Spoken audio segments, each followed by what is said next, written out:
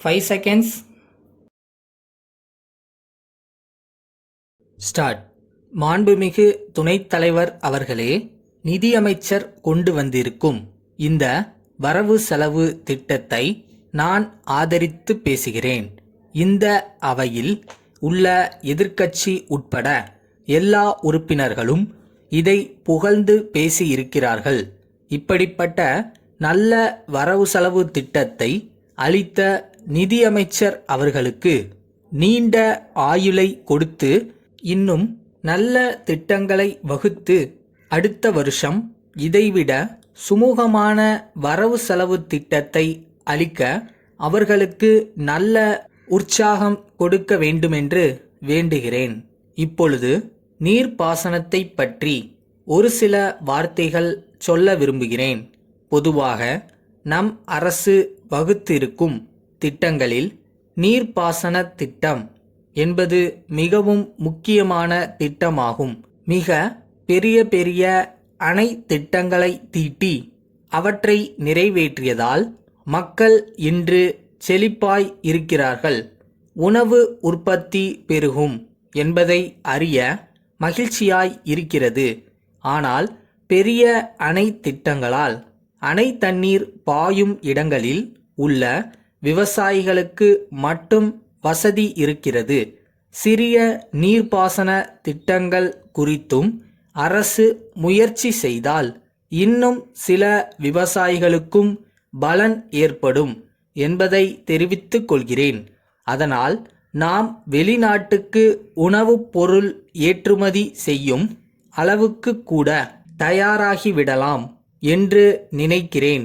சில கிராமங்களில், குறிப்பாக அரசு எடுத்துக்கொண்டிருக்கும் கிராமங்களில் சிறிய நீர்ப்பாசன திட்டங்கள் நிறைவேறியிருக்கின்றன.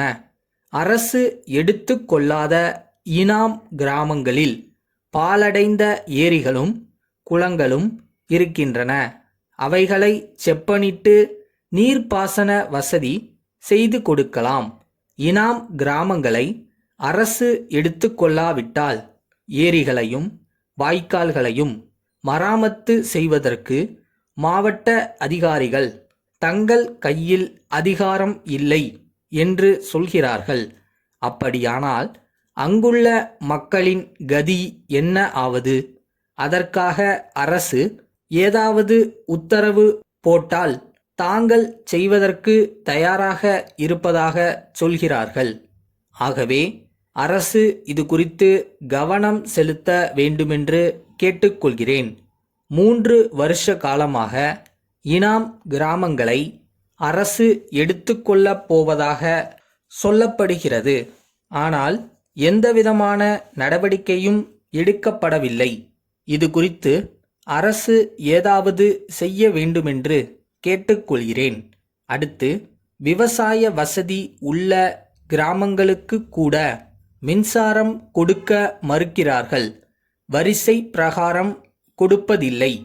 விவசாயத்திற்கு மின்சாரம் வேண்டுமென்று முன்பாகவே மனு போட்டிருக்கும் கிராமங்களுக்கு முதலில் மின்சாரம் கிடைக்கும்படி செய்ய வேண்டும் என்று கேட்டுக்கொள்கிறேன்.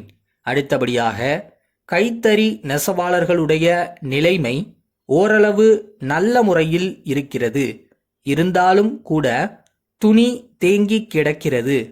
கூட்டுறவு சங்கங்கள் மூலமாக நிறைய தறி கொடுக்க வேண்டுமென்று உத்தரவு இருந்தாலும் அதன் மூலம் சேர்த்து கொண்டு வருகிற தறிகளை மூடுவதாக சொல்கிறார்கள். இதனால் கஷ்டமான நிலை உள்ளது. கூட்டுறவு சங்கங்கள் மூலமாக கொடுத்த தறிகளை நிறுத்தாமல் இருக்க ஆவண செய்ய வேண்டும். மும்பை கண்ணன் கூட்டமைப்பிலிருந்து மும்பை உபேந்திரன் கூட்டமைப்பிற்கு எழுதும் கடிதம்.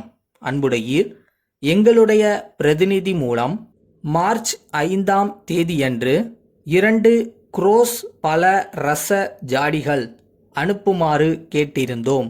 அவை எங்களுக்கு வந்து சேருவதில் ஏற்பட்டுள்ள காலதாமதம் குறித்து நாங்கள் வருத்தம் அடைந்துள்ளோம்.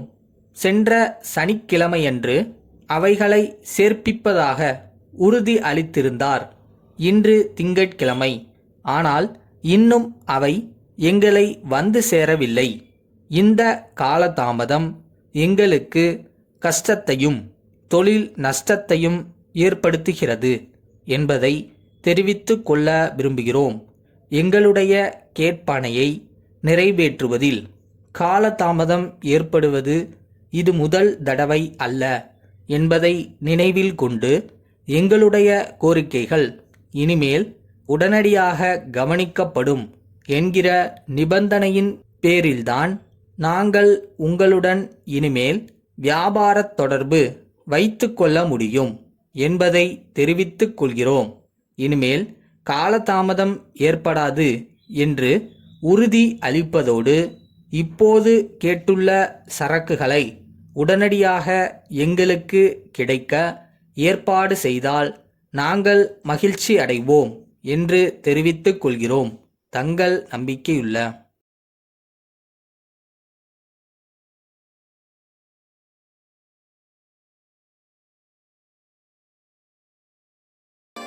ஜெயிக்கிறோமோ தோக்குறோமோ ஃபர்ஸ்ட் அது கூட சண்டை போடணும்னு ஒன்று இருக்கு.